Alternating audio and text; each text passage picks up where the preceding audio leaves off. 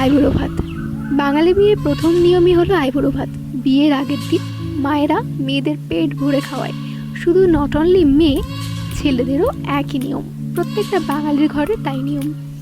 তাই বিয়ের দিন থেকে শুরু করে তার আগের দিন অনেক রিচুয়ালস তো চলতেই থাকে। আর প্রত্যেকটা রিচুয়ালসে মেয়েদের মেনলি এক এক লুকে নিজেদের সাজিয়ে তুলতে বেশি পছন্দ করে।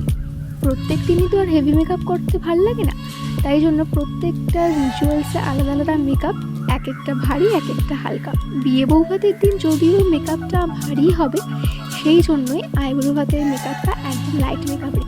মেয়েদের বিয়েতে যেমন আনন্দও থাকে, তার সাথে থাকে তাদের মাথায় অনেক চিন্তা।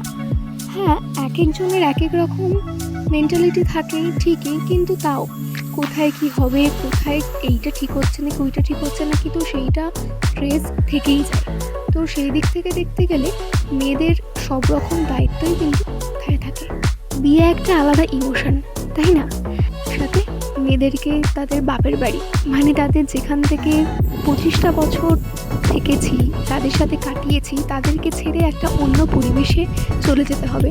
সেখানে গিয়ে সেই মানুষগুলোর সাথে অ্যাডজাস্টমেন্ট করতে হবে। যাই হোক, পরের কথা পরে, সব ভালো হবে এই আশা নিয়ে আমাদের এগিয়ে যেতে হবে। আজকের যেটা হট টপিক, মানে আইবুড়ো ভাত, তো সেখানে 15-14 রকম আইটেম, বাবারে বাবা। 5 রকম ভাজা থেকে শুরু করে মাছ, মাংস, ডাল, শুক্তো, চাটনি, পাঁপড়, মিষ্টি, দই, আরও কত কি। এত কিছু খাওয়া তো আমার পক্ষে কেন, কারোর পক্ষেই সেরকম পসিবল হয় না। তো সবাই তো আর পুরোটা শেষ করতে পারে না, তাই বাদবাকি খাবারগুলো যারা অবিবাহিত থাকে তারাই খায়।